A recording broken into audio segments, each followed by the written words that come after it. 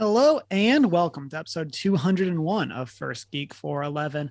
This week we got Oscars, follow up on Doctor Who news, anime, and Stephen Colbert joining back up with Critical Role. Then we are going to wrap up with our top three Best Picture winners. With me, as always, on this adventure from the Great White North, Shanine. How are you doing? Sadly, it is pretty great and white out there again. Oh Happy no. spring, everybody. Oh no. Oh man. Yay, Canada. Classic. And with us from not quite as Great White, Chris, how are you? Pretty much not white at all. Oh, Big Sky. did not mean that as a race joke, and that's it's mostly green here. It's been nice. Like this weekend, I'm pretty sure we hit 70s, and yeah, I'm getting the motorcycle ready. It's gonna be great. Nice. Shanine, I'll have you know it is 78 here for us, which is 26 Celsius. That's great. actually kind of It nice. It is But freezing. give them a couple here. weeks, and you will not want to be there. Yeah. In about a month and a half, it'll be a good old 90 or whatever. But here we are. Like I had to turn my AC on this weekend. Yeah, our furnace is still going. Like I didn't turn the AC on in the house, just in my car. Crazy. AC is expensive. I don't turn that on until like end of September. It's only for a couple weeks. Yeah. Only do it when you got to. That was me in Connecticut. I was like, you know what? I don't have to do this. I'm not going to. It's like it cools off enough at night to just open a window. We're good. Before we get into the news and our weeks, listeners, as always, you can find us as One Geek 411 on our Facebook, Twitter, and Instagram. Join our Discord server, or shoot us an email at 1stgeek411@gmail.com if you want to chat between shows. You can also check out the show notes on our website, onegeek411.com, and watch live on Twitch Monday nights, 6:45-ish Mountain Time, and be part of the post-show chats. And then you can find the videos over on YouTube where you can like, comment, and subscribe. You can also rate and subscribe wherever it is that you listen to podcasts, and check out our Redbubble store for that merch. Let's get into what we have been up to. Shanine, why don't you start us off? All right. I finally got around to watching The Woman in the House Across the Street from the Girl in the Window. So good. I didn't 100% know what to expect, Which but is I loved it. it's one of those series that's like you don't know what to expect because you know it's a spoof on this very specific genre, but like do they take it to the like, you know, this satirical like scary movie level, or they just hit all the right tones in it. Yeah, I think I was expecting more of like a comedy and just everything totally ridiculous and totally over the top. And there was a few good like ridiculous monologue moments that I really appreciated. Um, but it was actually like a really good thriller as well. Like I got very invested in it. I'm like, who is it? What's gonna happen? Right, that twist at the I end. I fell for the red herring. I did too. Oh, But I Like mean, episode one, I was like, I got this. I did not got this. they did such a good job. Like, Yeah. have you watched it yet, Cameron, or no? I have not. I feel like I would have seen this cover and been like, that's spooky, and then not even looked into the fact that it was a satire. Yeah, it's Kirsten Bell, and she does such a good job, and yeah, it's like, but like, yeah, it's a satire on like that neighbor across the street trope, and Yep. And I could be wrong, but I feel like Amanda the Jedi did a breakdown or like a talk through of it. So like I've seen her side of stuff, but I definitely have not seen it myself. I feel like it's recommend something this like one. How long is it? You said it was like, because it's seasons, right? Not a movie. It's like 8 It's episodes 8 episodes, I believe. Yeah. It's not too bad. of varying lengths because it's Netflix. Yeah, they're all around 20-ish minutes though. Oh, yeah, that's not bad at all then. Yeah. Mhm. I remember starting it at my friend's house and then finishing it on my own. It's also a really good group watch. Oh, yeah. Just commenting on like the ridiculousness or like things that are happening. It also makes you a little more aware of like things happening in the background because people are picking up different things.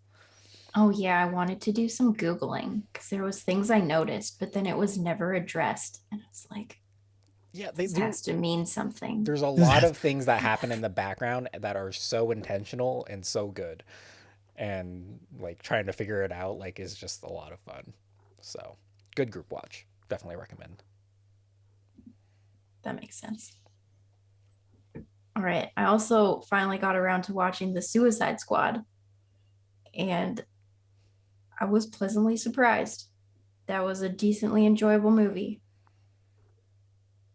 Yeah, that's kind of how I felt with it. What do you feel like it stacks up compared to other DCEU films? It's probably in like the top 5 at least for sure.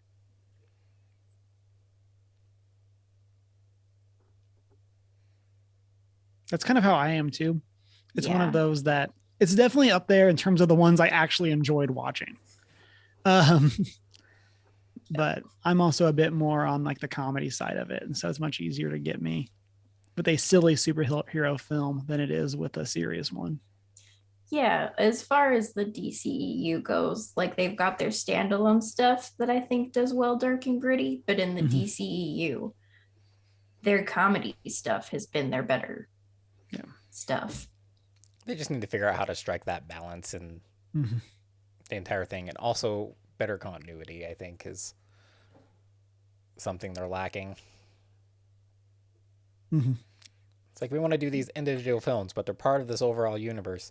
And then we want to do this collaboration, but it's just like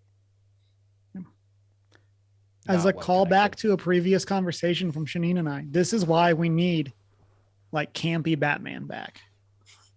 Like The Dark Knight made all superhero movies dark and gritty. Now we need Batman to once again make things campy again. But is that like also why like the Flash verse has been successful, or I guess Arrowverse is probably because it came first, has seen some success? It's a little campy. I feel like that's part of it. It's goofier. I mean, it definitely has its serious moments. Granted, but yeah, the Green Arrow is like very like serious and but you have failed this city. but then they brought in the Flash right, like Right. and then Supergirl is started off really strong.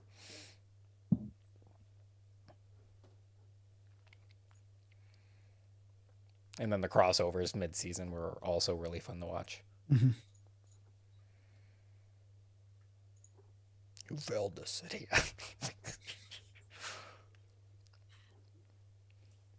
Yeah. The Suicide Squad was enjoyable. There was so many more cameos in the Mhm. beginning than I was expecting. That was Who's your fun. favorite character?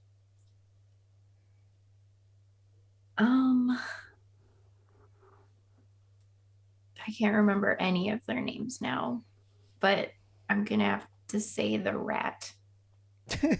Rat Catcher 2 or the actual rat? The rat. Okay, I think that is the correct answer.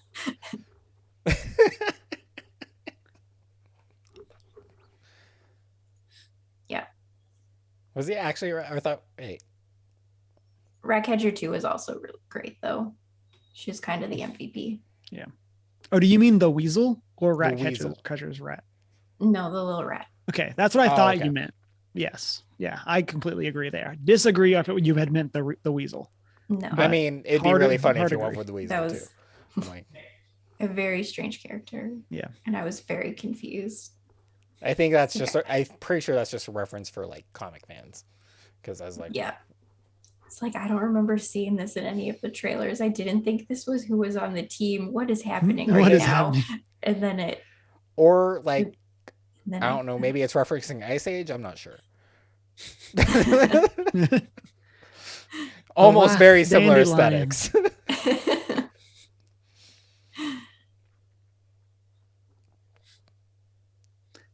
Chris, what do you have for us this week? I have one more. Oh, go for it. I Was it in the also document? it is. It's Oh, it right is. there. It's just in the You know middle. what? It's in the Reading is middle. hard, everyone. Okay, I tried to pass the buck that this wasn't my fault. It's hard because we But here we rarely go straight down the list. It's Yes. like, Yeah. oh, but this is a better segue. It's like, oh, but I have this still. Okay. And I do it to Shanine all the time. All right. I watched Doctor Who Flux. I have so many thoughts. None of them good. It's the final season, the final full season of Doctor Who with Jodie Whittaker. Oh, okay. It was titled Flux because it was a big continuing storyline through all 6 episodes. Flux. And It was only 1 episode for the final season? 6. Sounds like a MOBA character name. Just Flux with an F. Just saying. No, I'm just... So did you see the reincarnation? Or no, because they had a New Year's Eve special after, and then which I haven't seen, and I also discovered there's still going to be 2 more specials coming out this year, apparently. So we're not even close, which is probably why we don't know who the next Doctor is yet.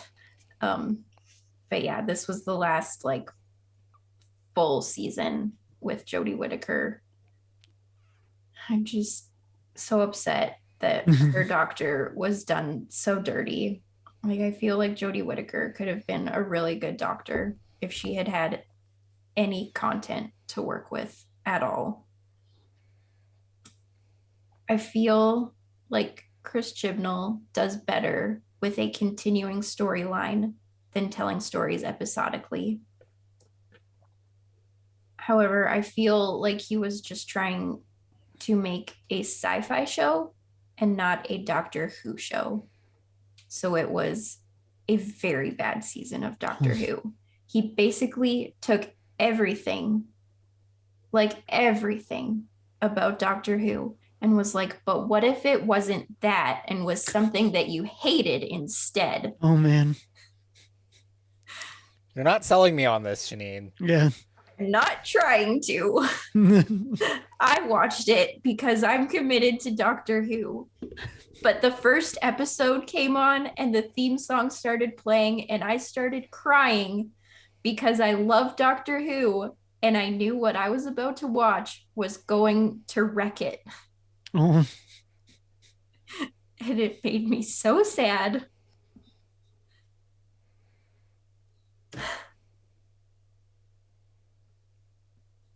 I'm so far behind on Doctor Who. I think we got to Capaldi. Which is good. Capaldi is so good. Which is ironic because Lolly Joe in chat says that's how she felt about Capaldi. Well, you are very mistaken because he is the best and everything fell apart after Clara left. Drama on the cast.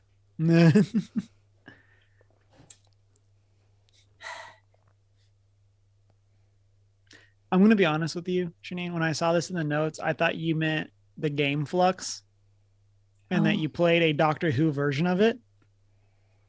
And I think there is one. I feel like there's got to be. There's like a Flux version of everything.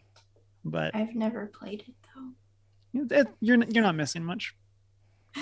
I mean, anytime people take a game and just are able to reskin it into other things, usually means the game is all right. It's like Monopoly. It has a skin, and pretty sure there's even a Montana version of Monopoly. Probably. Actually, I know that for a fact there is. I've seen it in stores. But like, there's Mario versions. There's just a version of like any fandom in Monopoly, and then some. Is that what you're saying? Flux is like too? Mm-hmm. Yep, same idea.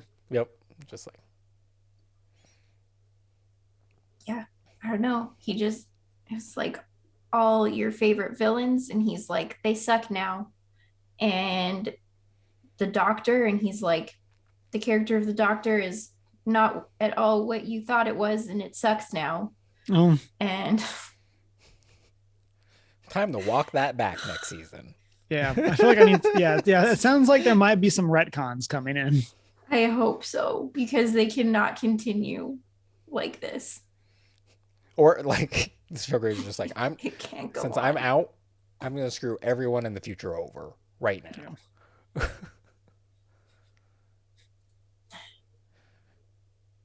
I mean, Do with this what he you also minor spoiler alert, maybe.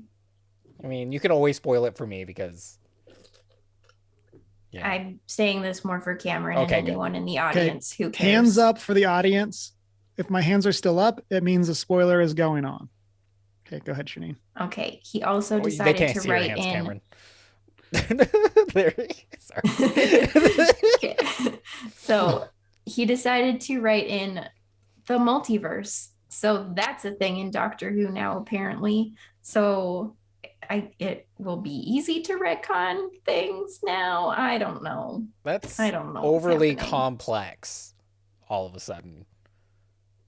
Like it was so unnecessary.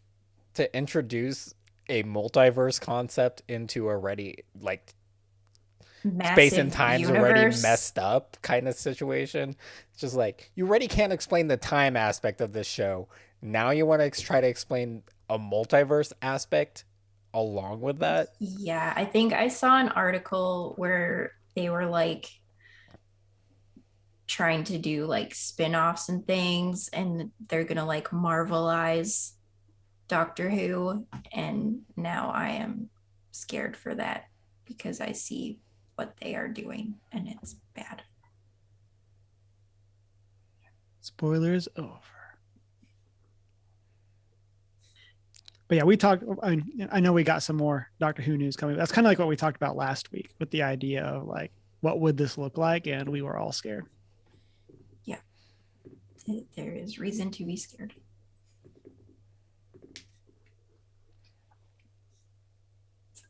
We'll get through it. We will persevere. You guys keep watching and let me know when it's good enough for me to jump in. Just watch the old stuff. Shh. The new old stuff, not the old stuff. I mean, that would be good for a campy group watch. No, I'm committed at this point. Like, I have to wait till it gets good again, watch that current season, then go back while I'm waiting and rewatch everything. Well, hopefully, because I'm not Russell invested T yet. Davies will come in clutch for us. It's really dependent on who they pick for the next Doctor, but it's really dependent on the showrunner, and I trust Russell T Davies more than I trust Christian. So I just want to see myself in the Doctor, you know? That's what I want. Representation. Mm-hmm.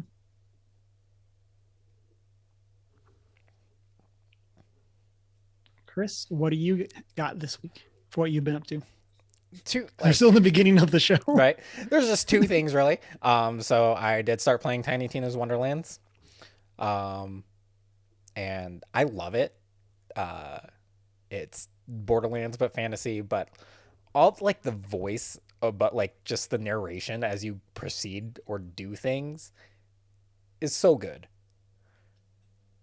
And I think that's what I'm enjoying most.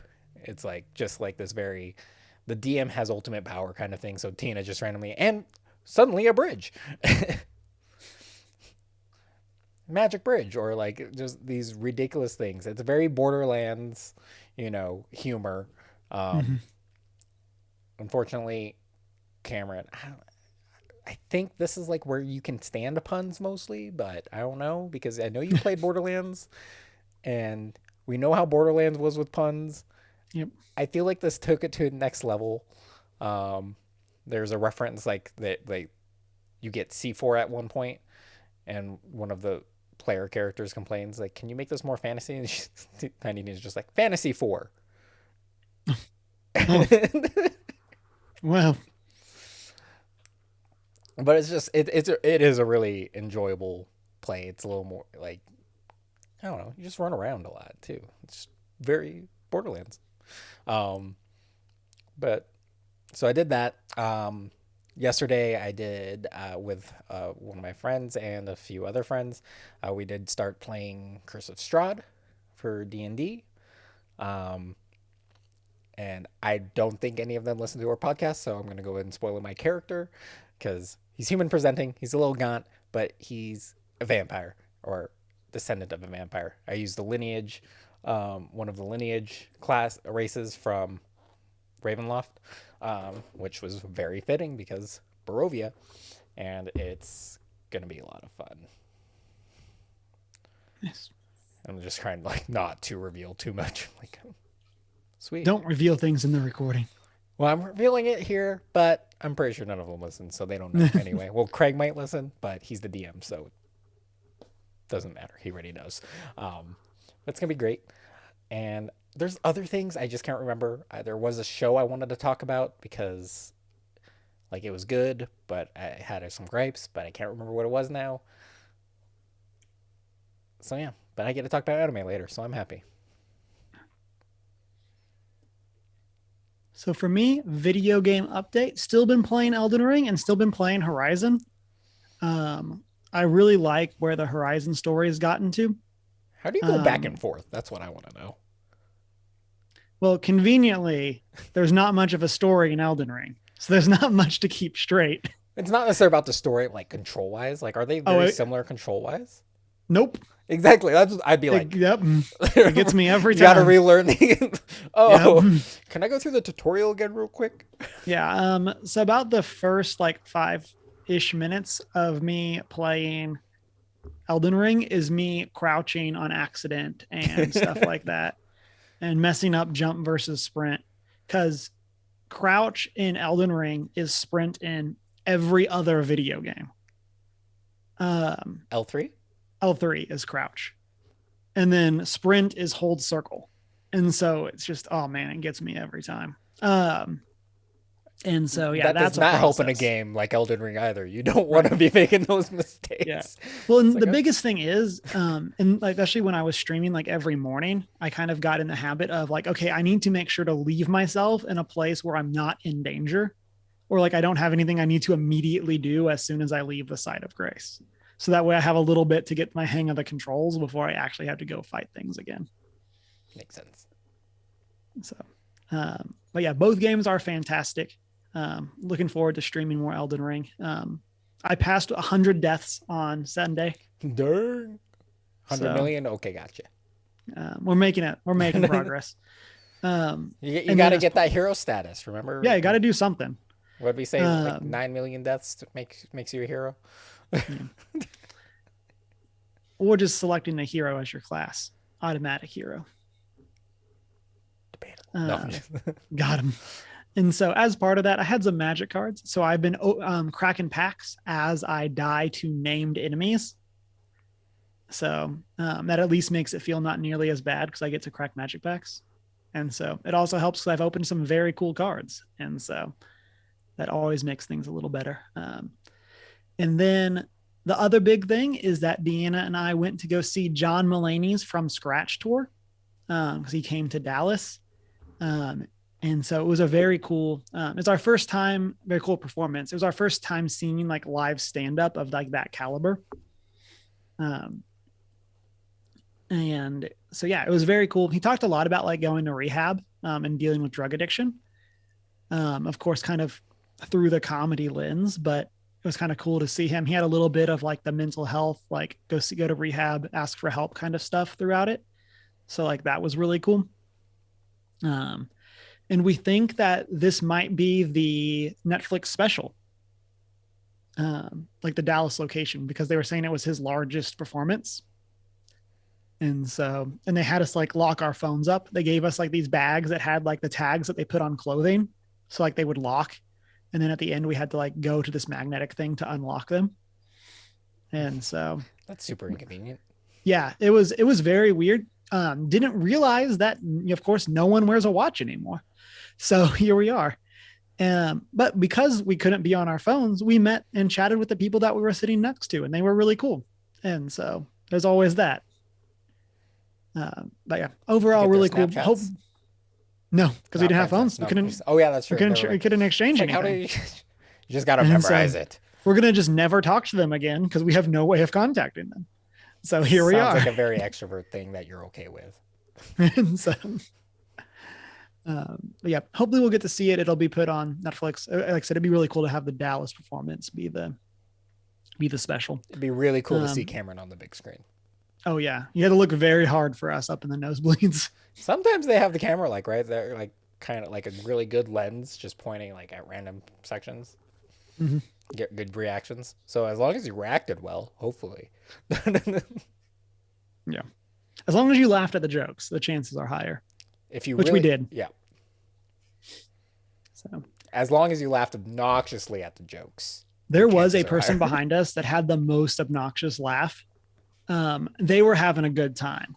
It was also the laugh that goes like a second or two longer than the joke warranted, like every time. And I'm like, man, they're having fun. Could be that, like, could always be like that person that doesn't laugh and just says, "That's so funny." What's the LOL? I excelled heavily through my mouth. Like that's the. But that's what we've been up to. Listeners, let us know what you've been up to, whether in chat or over on those social media / discords. Let's jump into the news and discussion topics for this week. Emma could not be with us, as you can see, but she did leave a hot take for us. And so we're going to read through that. And so she says, hot take from a film student. The Oscars are falling apart every year as more the Oscars falling apart every year is more important than the actual awards. If it were just another awards show with no drama, no one would realize how cutthroat and ridiculous the industry actually is. Case in point, Will Smith slaps a guy, gets Best Actor award 20 minutes later, gets condemned by the Academy the next day. So did y'all see the slap? I'm on TikTok, so yes. I'm on, yeah. I feel like that's how it was TikTok for me too. Was the last day, and I'm like, this sucks. Yeah. I saw memes before I knew what happened. Right? So. But my theory is it is staged, just trying to bring more attention, because Oscar viewership has been dropping year after year, and people just don't care as much. Also, disappointed Lin-Manuel Miranda did not get his ERGOT. That's all he needs. That's all that's left for him, actually, is the Oscar. I did not know that. Yeah, he has an Emmy, he has a Grammy, and he has a Tony. Nice. Right? Yeah. Yep. I only know what the ERGOT is because of 30 Rock. Just throwing it out there. Thank you, Tina Fey, for educating us all. Seriously. So now every time I see it referenced, I'm like, oh, that's actually cool. And now I'm cheering for someone to get it.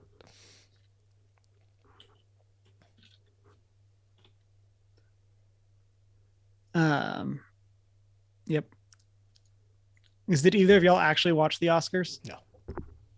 No, I forgot that it was yesterday until I was like getting in bed, and my husband was like, "Did you hear about Will Smith slapping Chris Rock?" I was like, "What?"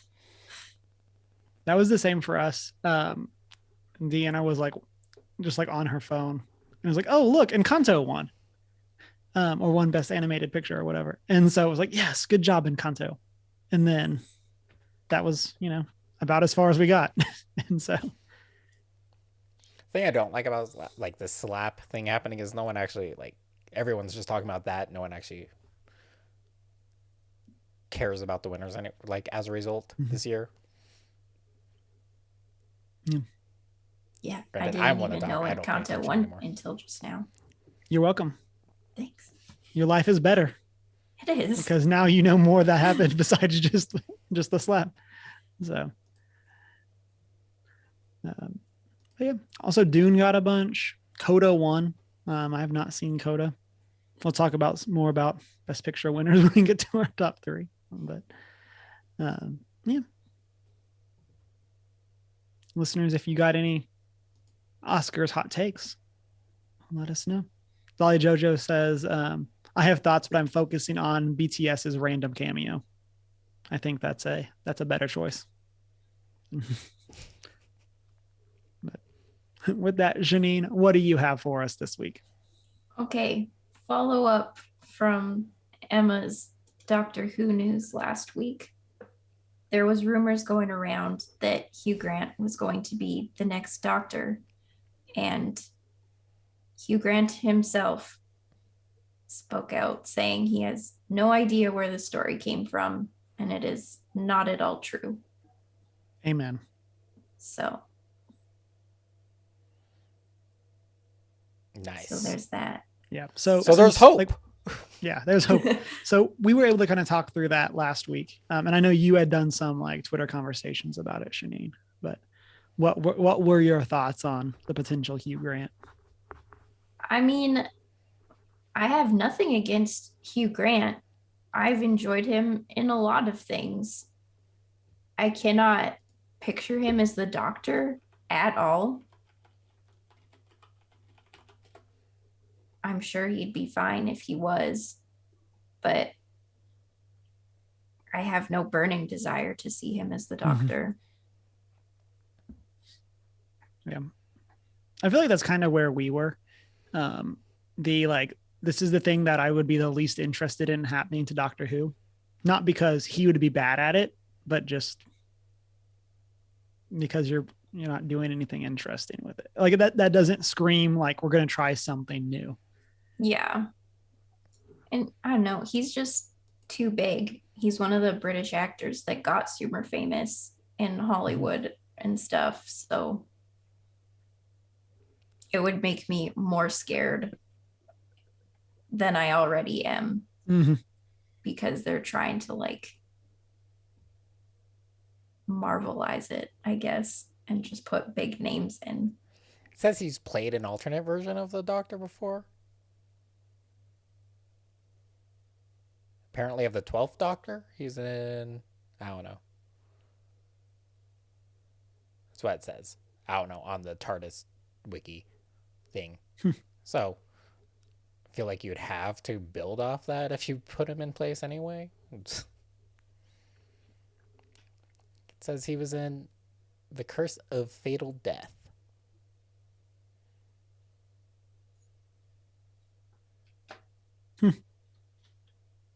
Sounds like a good post-show chat for us. We can look up what that is. Yeah. I was like, I don't know. I don't watch this show. So he's already been in Doctor Who, apparently. So just throwing that out there. I was just Googling.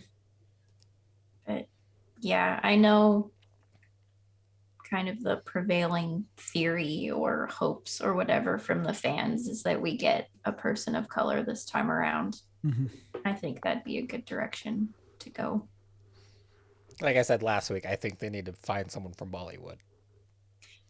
Me and my husband desperately want it to be Moss from the Oh my gosh. Yes. As Moss. Cool. I would not even the Doctor. I wouldn't even if he's announced as the next Doctor or whatever, I wouldn't even wait for you guys' review of it. I would jump in right there. Boom. But they're not making Doctor Who for me, so it's okay. All I can picture now is like the TARDIS on fire and him like looking at it and then looking away and just like continuing to press buttons and pull levers and things. And it's just all I want. That's all I want. Best part is he wouldn't even have to talk that much. He just like do the head back. It's just like completely silent, never says anything. Oh man, it'd be good. That'd be even more representation. Granted, then people would be mad because it's like, why wouldn't you just get a mute person to play him? He would have to be the like says one important thing every episode. Whether that's the like turn it off. Have you tried turning it off and on again? Or It's actually just all IT, the IT crowd references, crowd references the entire time. I mean, there is that meme that the BBC only has one script, so it could work. Richard Aoyade, right? Yeah, he's so good.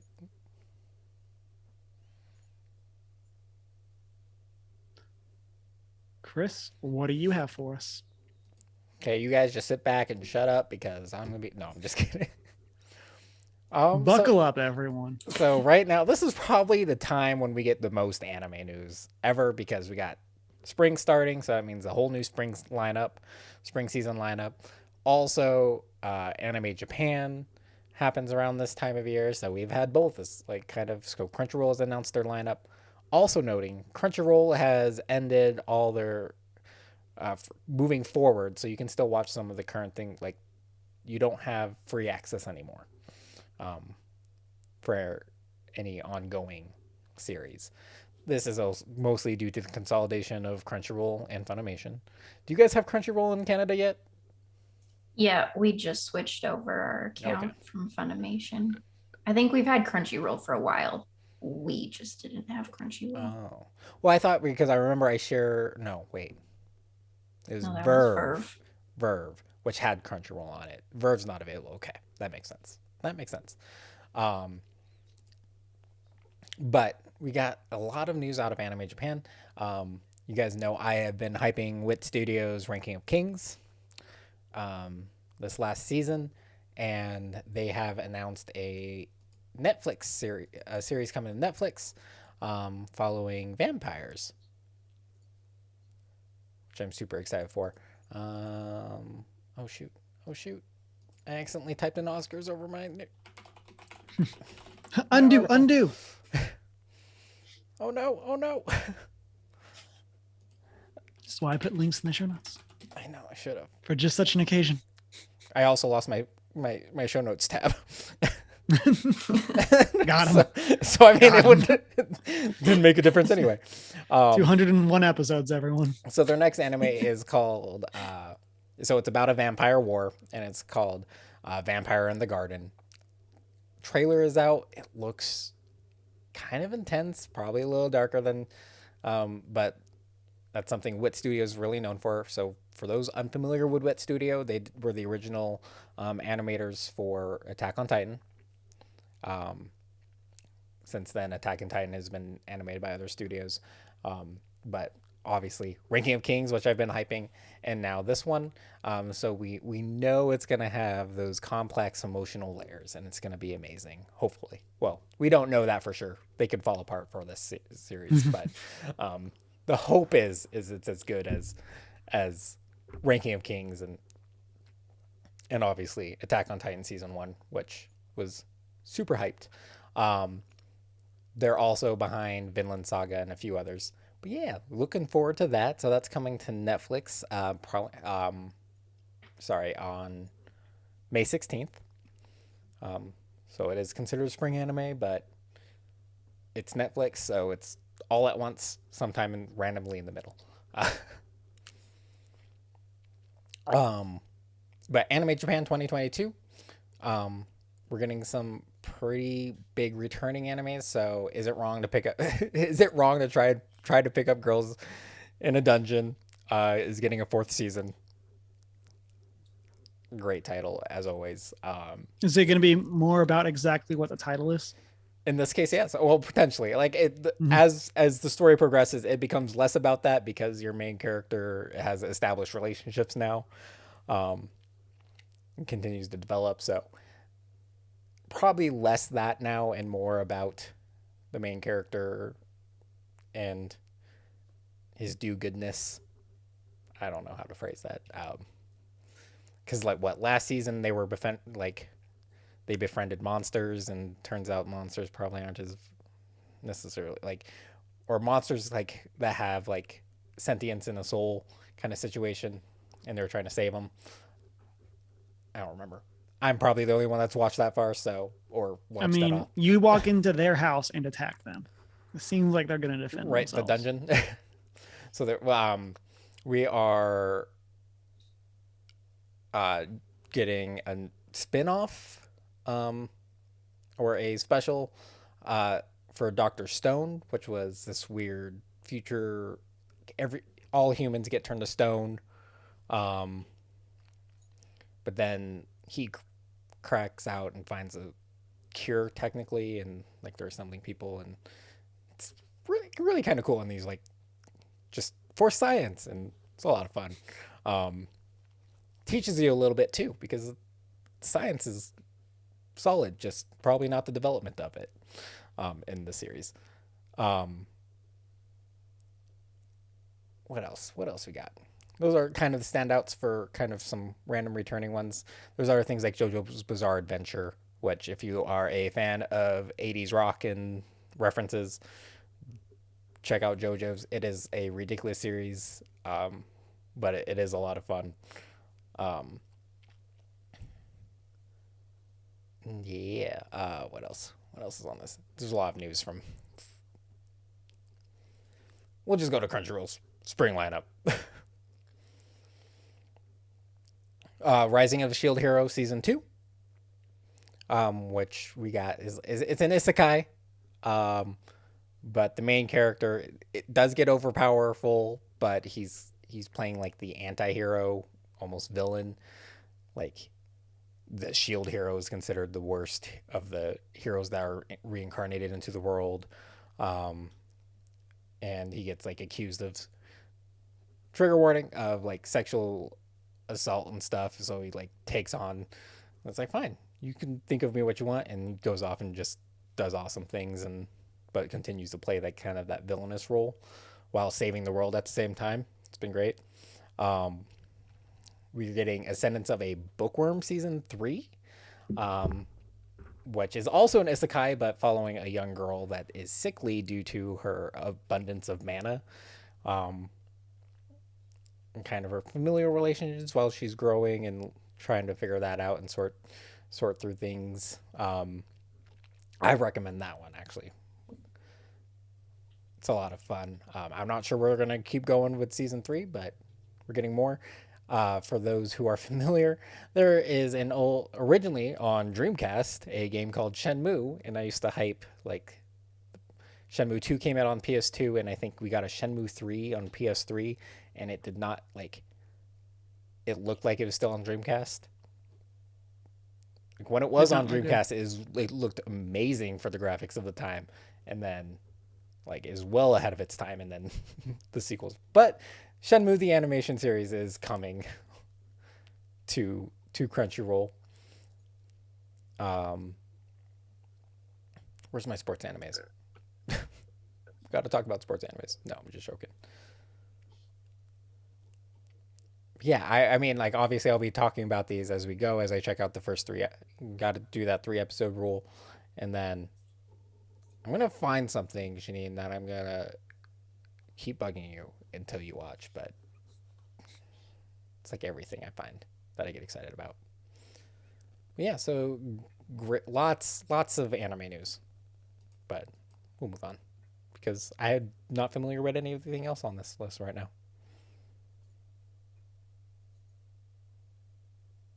So, for my news for this week, we have a partnership between Stephen Colbert and Critical Role, partnering up as part of Red Nose Day, which is a nonprofit all about ending childhood poverty.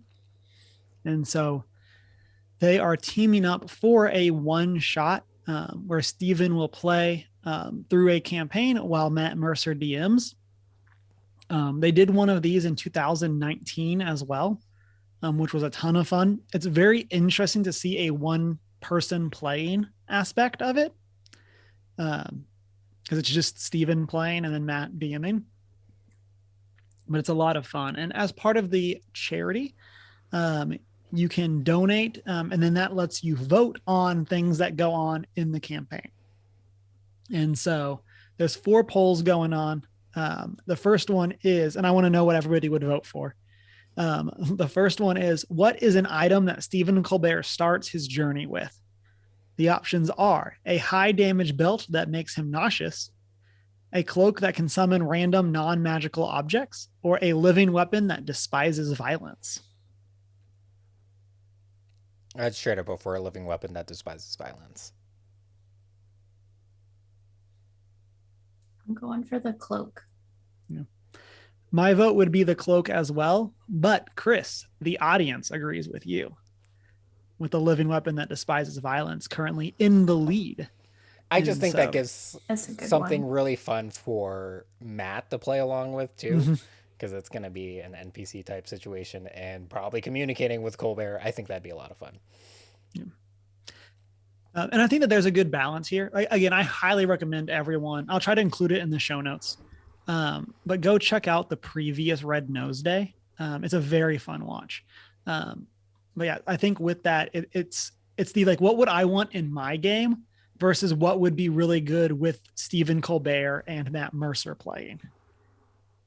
Because yeah, I think like if I was playing, I would want my character to have this cloak, but But Chris, like to your I'm point, considering like watching these two specifically and watching how Colbert handles these things, especially too. Like I just so the next one that you can vote on is, what is something that has been taken from Stephen that he must recover? The options are his dignity, an entrusted relic that could destroy the realm, a family heirloom that is tied to his destiny, and his soul. I mean, for a one shot, so many of those are too serious. So I'm voting dignity.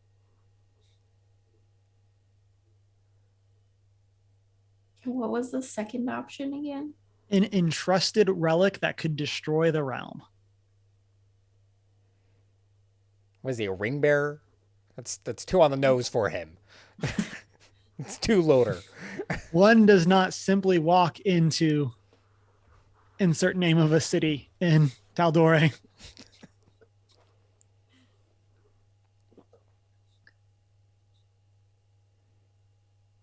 No, I'm kind of leaning towards dignity just because it sounds funny. Yeah, that's kind of where I'm at too. And dignity is winning, but it is followed very closely by an entrusted relic that could destroy the realm. Next, we have, what spell can Stephen Colbert use once during the adventure, regardless of his class and level, but has a small chance of going wrong? That's an important clarification. Okay. The options are transformation, fireball, mass suggestion, and polymorph. I mean, fireballs usually always go wrong, so I didn't ask how big the room was. I said I cast fireball. Yeah. That's just the nature of using fireball. Transformation would be funny, but I mean that goes along kind of with polymorph. Those two are kind of similar to me, like in my brain right now. Yeah.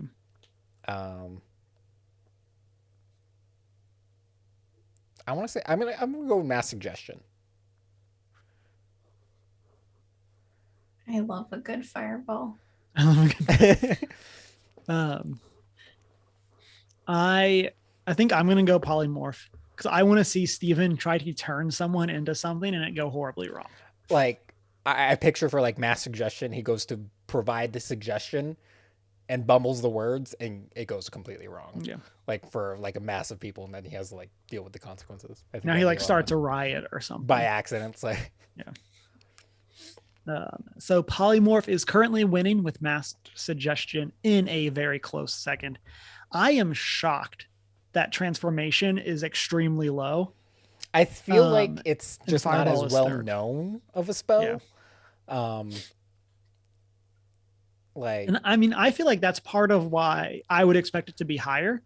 And now, granted, I don't know the demographic of people. If this is more Stephen Colbert fans that would come to this, or more D&D fans that would then be, but I would expect a general Stephen Colbert viewer to be like, oh, I want to donate to this, to not know what mass suggestion or polymorph are.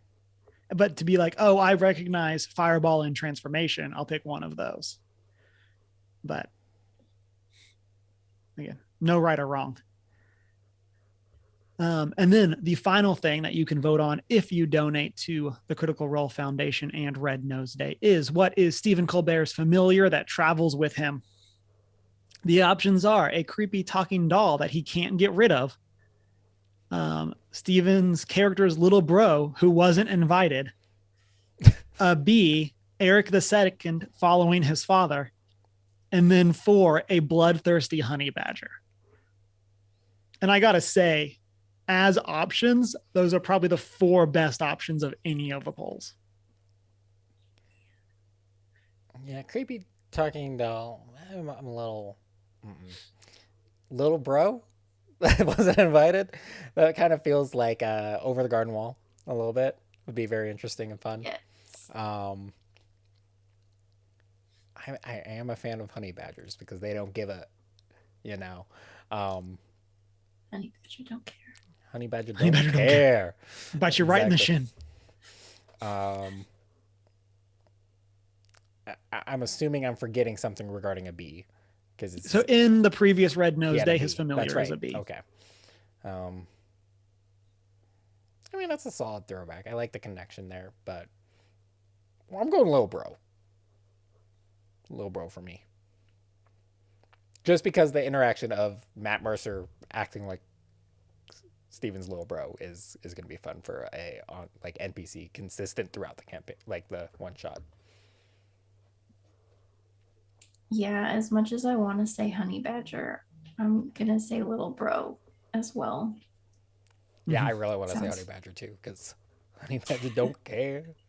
Honey badger does what it wants. So I'm imagining these like tied together. So the honey badger is the living weapon that despises violence in my head. But it's bloodthirsty. But it's bloodthirsty, but it hates that it has to do it.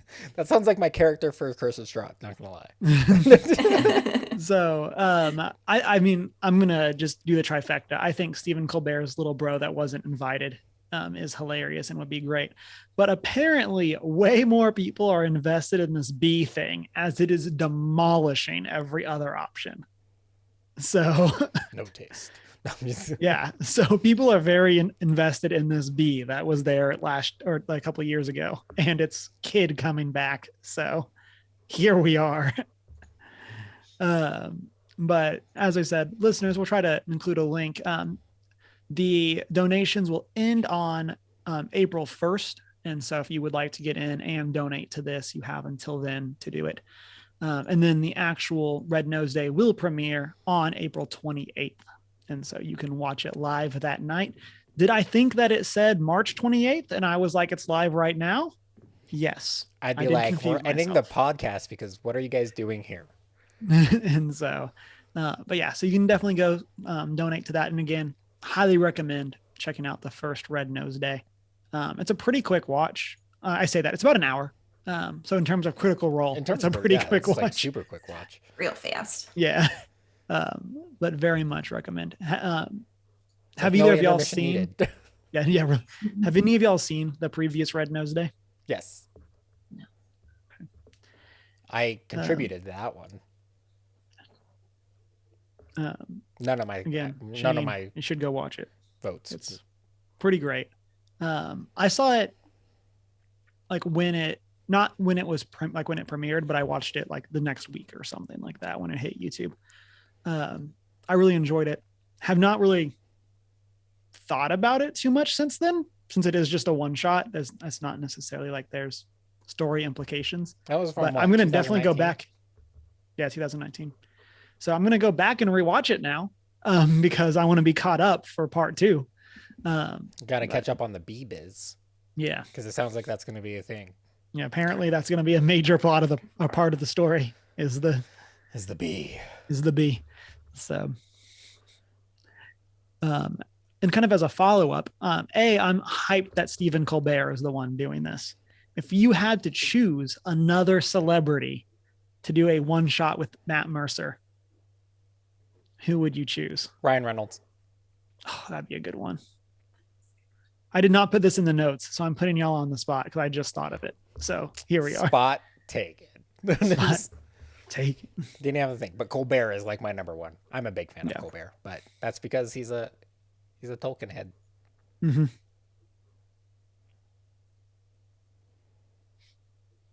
I don't know. It's hard. I'm trying to think of celebrities that I know that play D&D because I've seen some D&D one shots with celebs who I thought would be hilarious, but they Mhm. clearly have no clue about D&D at all, and it's Mhm. not as good as you would hope it would have been. Yeah.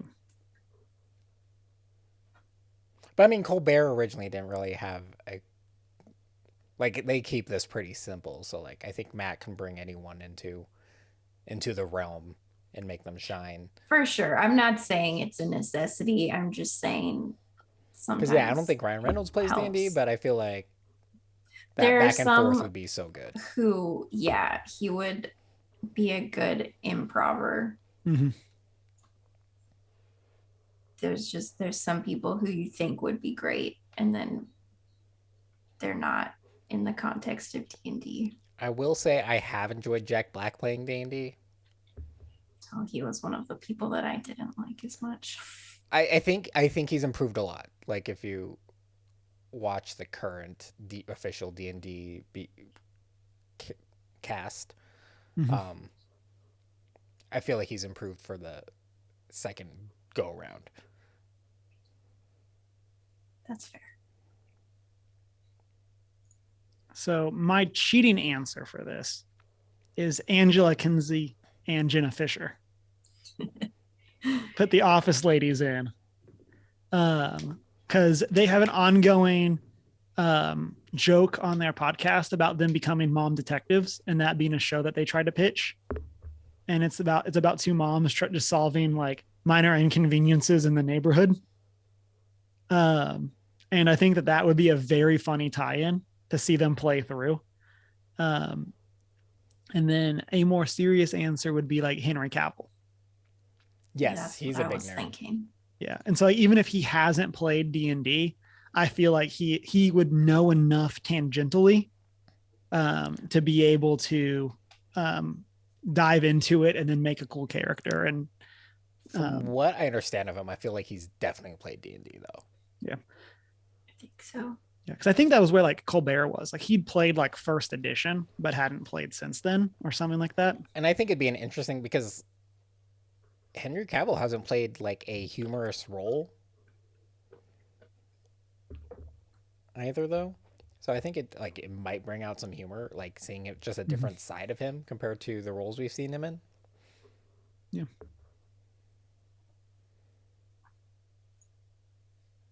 I agree. I'm gonna throw out Elijah Wood as well. I love him in Harry Potter.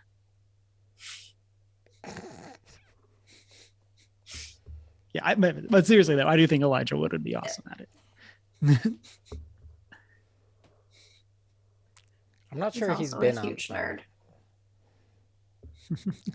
Pretty much everyone from Lord of the Rings turns out to be a kind of big nerd. Just like got him. What?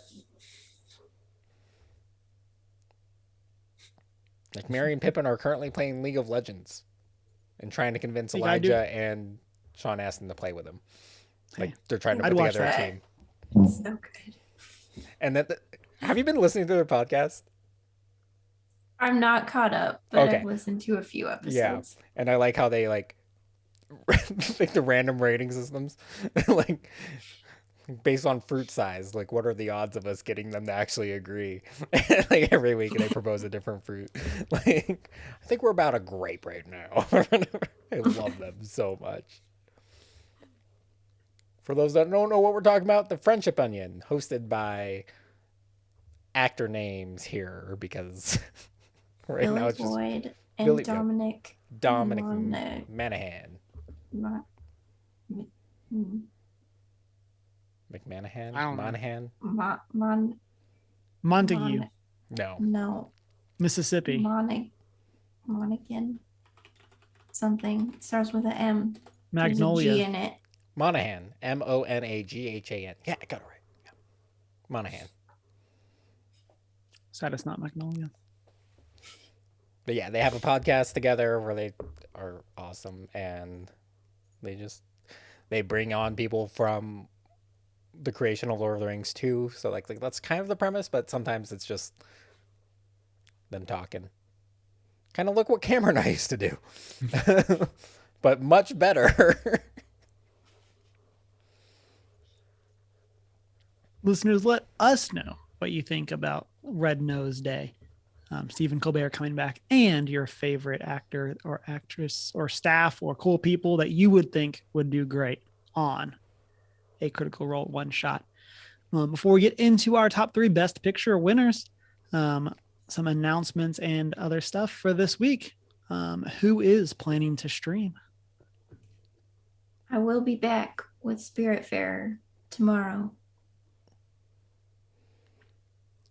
While I only streamed last Saturday for the morning, I might just do that this Saturday morning again. Unfortunately, yeah, I couldn't come back in the afternoon to stream some more, but I think I can do the mornings. Maybe a little earlier this week, but For me, hoping to be back on Sunday. It depends on what I end up playing. If I'm doing more Elden Ring, I'll be over on Cameron plus Deanna, but if I get into Phantom Brigade or something else, I'll be back on our channel. Yeah, and I know last week, just don't trust anything I say because I'll probably end up playing something completely random. Last week I said I was going to play Chrono Trigger, ended up playing Tiny Tina's. Who knows what this week's going to be? Maybe it's more Tiny Tina's. And then this Thursday, we have our book club. Shanine, what's it about? We're reading Tales and Typos by J.E. Tankersley. 20 short stories inspired by tabletop RPGs. It's wonderful. I have 4 days to read it. Yeah. I think I'm in the last quarter of it. This is not like me. Normally, like when it's an usually actual I'm book, the one that's like down to the wire. yeah, But normally when it's an actual book, I'm like, read it, done, let's go. But I started reading the wrong book. My bad. got him. We try to plan ahead, and this is what happens. You confuse Chris. That's what happens. Yeah. Even though it's clearly written In the show notes. I the show took a notes, glance. in the book okay? club schedule. You expect me to read documents. That's the problem here. Yeah. We already know that. That does not happen. That's what they're there for. I mean, yeah, they're there for you guys. I wing it because that's what I'm good at. This is why we haven't had D&D in a while.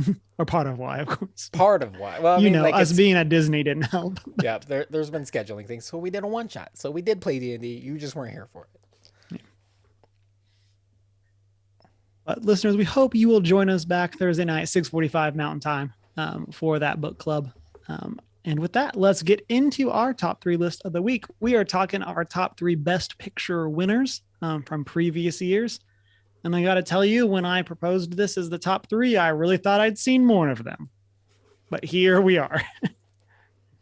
There's not going to be any surprises on my list. Yeah. Also, might be repeats. Because, again, I have not seen nearly as many of these as I thought I have. So, Janine, why don't you start us off? What is your first pick? Okay. My first pick, in no particular order, is 1939's Gone with the Wind. It's a classic. Yeah, I love it. It's great. It's just, I really enjoy it. I've seen it several times. It is a classic. Mm-hmm. Yeah, it's one of those things, like looking back of like, I definitely did not realize that this was from 1939. Yeah, it's old. The movie's great. I have the book and the sequel. I've been to the Gone with the Wind Museum in Atlanta. I sound like a super fan.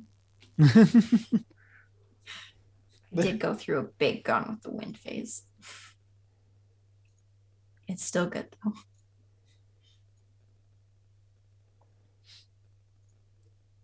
Chris, what do you got? Just before anyone takes it, Lord of the Rings: Return of the King. Duh. I figured. It's a big sweep. It's a big sweep. Technically, 2001 should be Lord of the Rings: The Fellowship. 2002 should be The Two Towers, and then 2003 should be Return of the King. But you know, it's the Oscars, politics.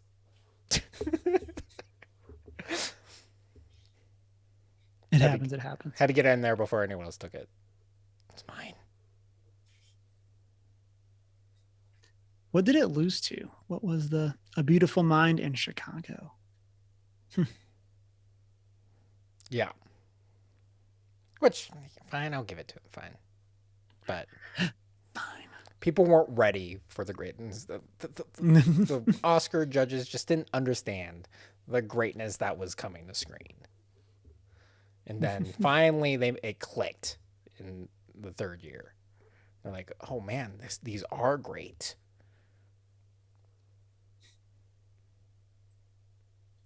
So for me, my number one, 2008's Slumdog Millionaire.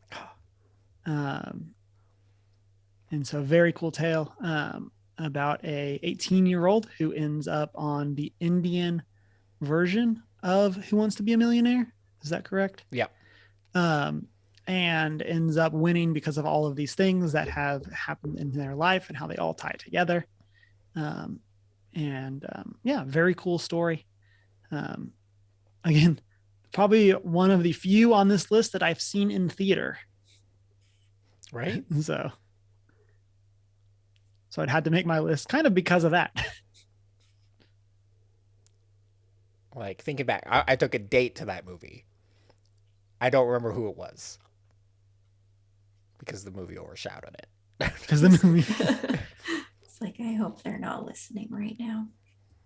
If you are listening, let us know. That'd be. Oh man, super awkward. But really good. I think my favorite thing about that movie is actually the soundtrack. Very good soundtrack. I used to just listen to that all the time. Gotta love Jai Ho. Just kidding. But yeah, I'm happy you brought it up. So I'll pick another one. I got a few backups. Good. I feel like y'all have more backups than I do. So number 2, Shanine, what do you got for us? All right. I said no particular order, but I'm going oldest to newest. 1965's The Sound of Music. Another classic. The Hills Are Alive. With the sound of music. Nailed it. Got him. Yeah, I don't know. It's another one of those I've seen countless times. Another very good one. Sing along to the entire thing. Probably know most of the lines. Dang. I've seen it a lot. I've seen it twice. That's it. Maybe more. I don't know. I don't. Forced to watch it every time. At least better than the people who haven't seen it at all, which always blows my mind. I mean, I was like raised on it. Some people pretty much understand only watch. That people haven't seen movies, but when I've seen it, I just assume everyone's seen it. Some people just aren't as cultured as you, Shanine. It's true. I mean, I think a big part of it is like a lot of people are just familiar with what modern movies, and as they grow older, like, so you start with the movies as you're old enough to watch movies, and then progress. Not many people go back and watch some of the things from the 60s or the 30s. This is one I've seen a lot of the places where this was filmed. Over in Europe, we went and when we went over there, we went to Austria and got to see some of this, not the sets because they're like actual places, but like the places where they had like filmed some of the scenes. And so it was a very fun like tour we did.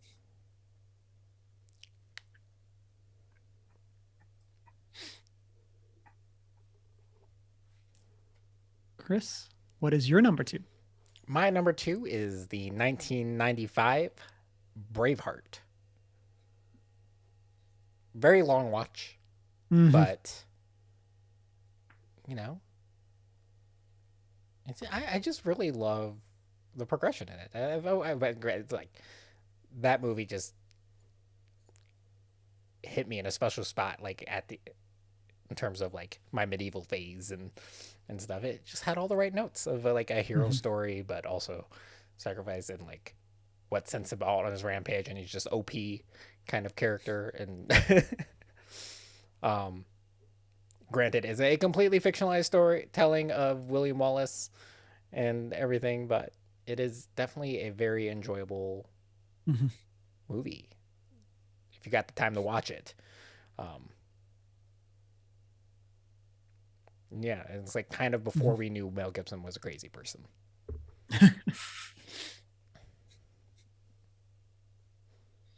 uh, for me, my number 2 is Gladiator from 2000. Another one that I did not see in theater because, again, I think Slumdog Millionaire is the only one. Um, but a very fun one. One that I think I watched later in life. Like I probably watched this in college. Um, and so it's one of those that I feel like I had seen so many clips of and things like that. I feel like there was definitely a time where this was like a lot of the youth group illustrations came from this movie. Um, Probably. and so it was one that I feel like I'd seen a bunch of it. And so, yeah, a great film. It's about a gladiator. They do gladiator things. They entertain people. They make sure that you're entertained. Yeah, and everything goes great and there's no drama. So, just normal film things. Shanine, what is your number 3? Okay. My last one is 1991's The Silence of the Lambs. What? Another classic. I mean, yeah, but And was not what I I was expecting. think I think this is the first horror movie that I ever watched. It's probably one of the So, few horror movies probably in this list. Yeah, Like probably. in general, thrillers and horror movies, Yeah.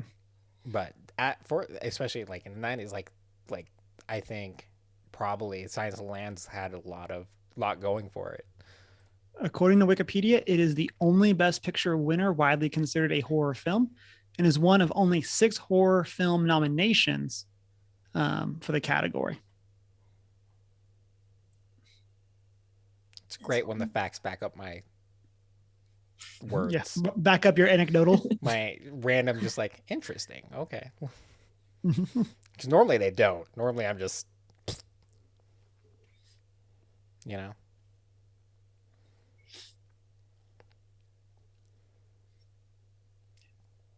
Chris, what is your number 3? I'm torn here. But we'll go because part of me doesn't want to say A Beautiful Mind just because it beat Fellowship of the Ring. But also, A Beautiful Mind is an amazing movie, and it's a true story, right? Or like based on an actual. Let me get to that. Yeah, Wiki it's a for it. biographical drama film. That's right. Yeah, and I think that's what makes me love it more is it is true, and it's a great like the pacing in it's so good, and it's kind of because of what it's about. It's about kind of like hallucinations, and he like goes so long imagining these guys, but actually it's actually what's helping him progress to in the field, but also taking like control of his downtime. I love it. Yeah, it's based on uh the life of John Nash, um and yeah, it's crazy and makes me wish I was a mathematician at times, but no, also no, but yes. So yeah, we're gonna go with Beautiful Mind. Is that or um Forrest Gump? Because I do like Forrest Gump, but true stories are better. Yeah. So this may come as a shock, but this is one of the reasons I wanted to clarify that there may be repeats. But my pick for number 3 is 1991's The Silence of the Lambs. What? This is this is one of the Surprised. there's a reason that I had the wiki up for this and I was ready to go. It's like there's no way Cameron That it picks was this one of Yeah, only 6 like- horror films to ever It's like, win. how? So for me, Is it this because of the the- fact or because it's... So this is the exception that proves the rule to me. Of I do not like horror films. I do not like being scared, but this one is like really the only horror film that I really like. That being said, I've only seen it once. But yeah, it's just such a fantastic film, and I tend to enjoy the psychological horror a lot more. And so that's part of why I really enjoy this film. It's not necessarily gory. It's not, there's obviously some violence in it, but it is not like remotely as like spooky as and scary as a lot of other horror films. And so yeah, so this is one, again, I did not see this in theaters, all right, well, I don't know if I would remember since I was one. I hope my parents didn't take me to see it. But yeah, like I said, this is the exception that proves the rule to me. I thought you fantastic were gonna film. like pick Schindler's List or something, Yeah. because that was like Plot also twist. like on my short list. If I haven't seen Schindler's List, so Me either. again, like this is yeah. So in No. chat, Lolly Jojo says that was harder than I expected. So I don't know if they're referring to because they saw so many of them, but for me, I've probably only seen 5 of these Best Picture winners. you guys and didn't so- have to watch Schindler's List, like Mm-mm. it's a thing that we watched in school. Yeah. So yeah, I think I've probably literally only seen 5 or 6 of these films. Out of the, what are we at? 94th Oscars. And yeah, I again, this is probably, I mean, it's definitely less than 10 We winners that I've seen. almost need to bring back our movie segment again, but like we'll do like mainstream good movies that are like critically acclaimed, like Schindler's List. I'm so surprised that you guys haven't seen Schindler's List.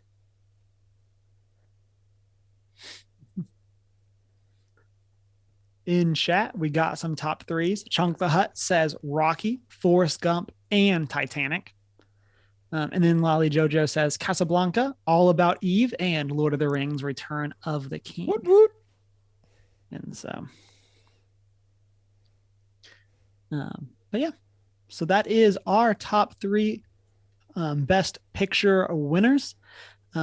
Hit us up in the comment section with your picks for your favorite Oscar winners that you've seen, or how many of these movies have you actually seen? Is it less than 10? 17. I just 17? counted. How many have I'll I go actually through- seen? Okay, I'm gonna Yeah, count. I'll go through and post show Well, chat yeah. and count mine. But yeah, that's going to bring us to the end of episode 201. Remember, this Thursday, we will be back with our book club on Tales and Typos. So hope to see everyone back then for that. And then, as always, you can find us on our social media as One Geek 411. Join our Discord server and check out or send us an email at 1stgeek411@gmail.com. You can also go to our Redbubble store. Man, I'm struggling with this outro, but we're going to get there. We'll watch live 6:45 Mountain Time on Twitch, be part of the post-show chats, and find the video over on our YouTube. Then you can rate and subscribe wherever it is that you listen to podcasts, and check out our show notes on our website, onegeek411.com. And if you want to connect with us, you can also do that through our personal social media. Mine is Hugh Marwittil. I'm the Hoot and Howl on Twitter and Hoot and Howl Tales, TALES on Instagram. And I'm not so foreign. And Now I have to Chris is start counting. again. And it's been a great week. Wash your hands. Read a book. I love you.